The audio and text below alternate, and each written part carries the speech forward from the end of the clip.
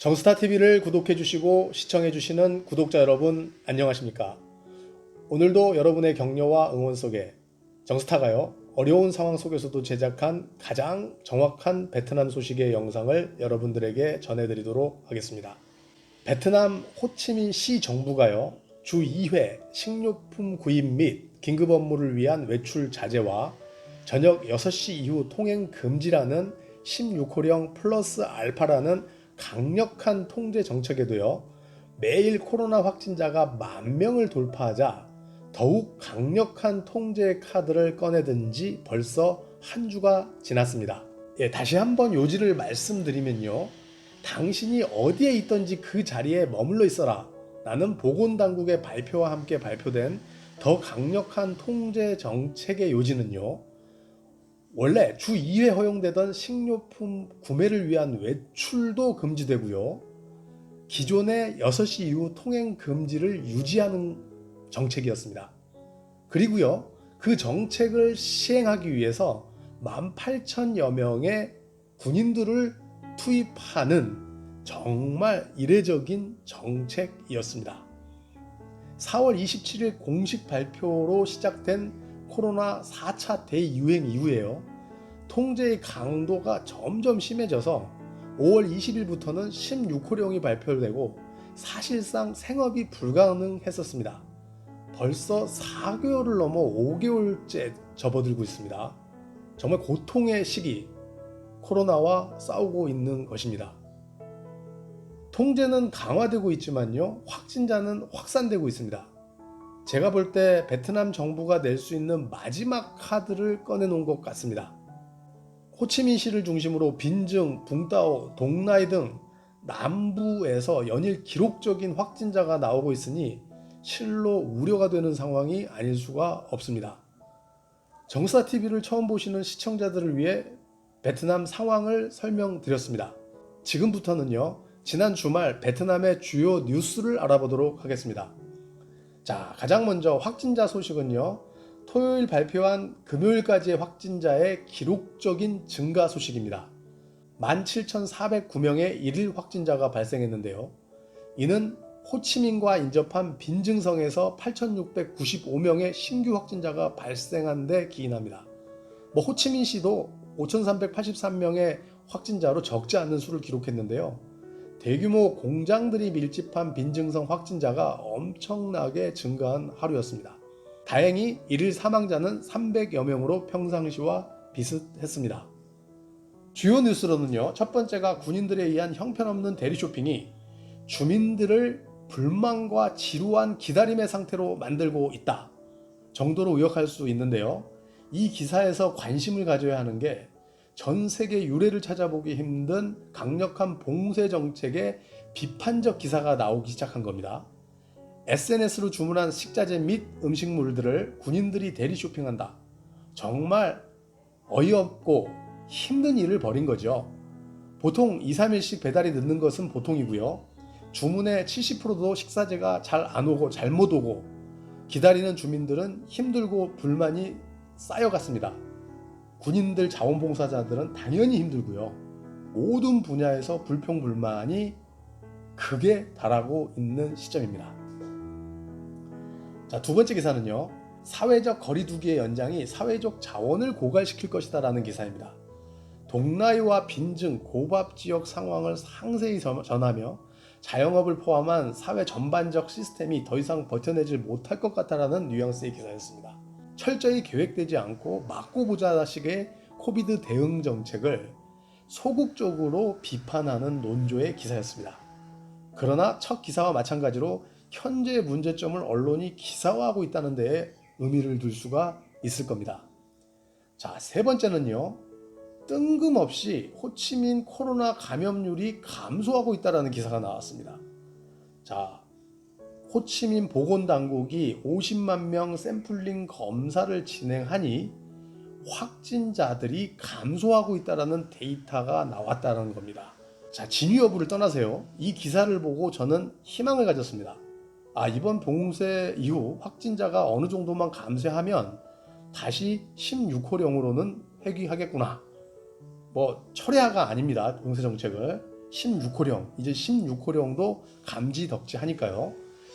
이번 봉쇄 이후 확진자만 어느 정도 감소하면 다시 16호령으로는 회귀하겠구나. 제가 미래학자는 아니지만 오랜 동안 언론 쪽에 종사하고 있는 사람으로서 서서히 언론이 정책 결정에 명분을 주고 있다는 희망을 보았습니다. 부디 그렇게 되기를 간절히 바라봅니다. 봅니다. 자, 29일은요. 먼저 확진자 소식부터 알아보도록 하겠습니다. 29일은요. 확진자가 다시 12,752명으로 줄었고요. 일요일까지 총 누적 확진자는요 43만여 명으로 늘어났습니다. 어제 17,000여 명이 감염된 것으로 확인됐었는데요. 오늘은 다행히 12,000명대로 떨어졌습니다. 역시 빈증성과 호치민이요 10,000명에 가까운 확진자가 나왔습니다. 정말 봉쇄 정책, 완벽한 봉쇄 정책이라고 이야기했던 봉쇄 정책 하에서도요 지금 연일 10,000명 기록을 경신하고 있습니다. 자, 29일 기사는요 28일 기사들과 비슷한 논조의 기사들이 많이 떴습니다. 첫 번째가요 호치민 산업의 3분의 1이 멈췄다라는 기사입니다. 자, 베트남 통계국이 올 2021년 1월부터 8월까지의 데이터를 가지고 발표를 했는데요. 베트남 기존 사업체 중에서 8만 5천여 곳이 문을 닫았고 폐업을 했다라는 기사입니다.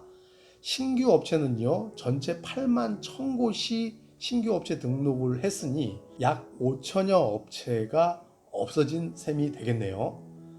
자, 그 중에서 29%에 해당하는 업체가 호치민에 있다는 겁니다. 이는 전체 호치민 사업체 수의 3분의 1에 해당한다는 기사였습니다. 통계는 저렇고요. 실제는 더할 것으로 생각이 됩니다. 어찌되었든 어제 뉴스에 이어 오늘도 경제적 측면을 다루는 기사가 메인으로 뜨기 시작했다는 것이 경제보다는 방역을 선택했던 베트남 정부의 정책 노선이 바뀔 수 있을 것으로 정스타는 조용히 조심스럽게 추측해 보았습니다. 어차피 막을 수 없다면 경제라도 살리고 보자. 다소 늦은 감은 있지만 이렇게 가지 않을까요? 99%의 방역과 관련된 기사만 뜨다가 경제를 염려하는 기사가 어제에 이어 오늘도 뜨기 시작했습니다. 자, 정책 변화의 어떤 시그널이 아닐까 합니다. 두 번째 기사는요. 역시 제가 어제 토요일 기사를 보고 말씀드렸듯이 군인들의 대리 쇼핑의 문제점을 나타낸 기사를 보고 정책이 바뀔 수 있다라고 말씀드렸는데요. 일요일 기사에 드디어 투둑시는 28일부터 그랩 및 배달앱 회사의 주문 배달을 허가한다는 기사가 떴습니다. 군인들만으로 전체 호치민 및 위성도시의 니드를 충분히 충족시키기가 어려웠던 것이었죠. 계속되는 주민 불편 불만, 이걸 막을 수가 없었던 것 같아요. 자, 이제 정부 정책 실패를 인정한 기사인 셈이죠. 의도는 좋았다고 보아도 실제는 너무 달랐던 것입니다. 이제 그 봉쇄의 끝이 보이는가 싶습니다. 물론 전제는요, 확진자가 조금씩 줄여야 한다는 것입니다. 자, 세 번째 기사는요, 호치민 시민들이 2차 접종을 기다리고 있다라는 기사입니다. 이 기사도 정말 안타깝게 바라본 기사 중에 하나였습니다. 호치민 주민들이 외국으로부터 기증받은 600만 도주의 백신에 기반하여 18세 이상 주민 70% 이상이 1차 접종을 마쳤다. 이제 2차 접종이 시작되었고 백신을 기다리고 있다라는 기사였습니다. 미국이 120만 회 도네이션을 했고요. 유럽에서 100만 회 도네이션이 있었다라는 기사는 제가 소개시켜 드렸습니다. 그렇다면 이제 200만 회가 조금 넘는 도네이션 백신을 확보하고 있는 건데요. 어디를 찾아봐도 베트남 정부가 백신 기금을 바탕으로 어느 나라와 협의를 하고 있다라는 내용은 없었습니다. 안타깝습니다. 자, 이상으로요. 베트남의 주말 주요 기사들을 정리해 보았습니다.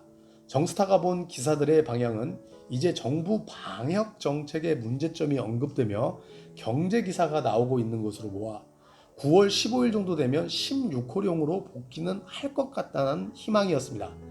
관건은요, 확진자들의 감소이고 백신 접종률인 것 같습니다.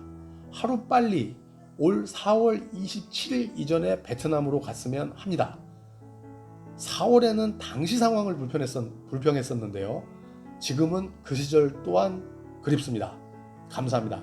구독, 좋아요는 큰 힘이 됩니다. 한 주 잘 보내십시오.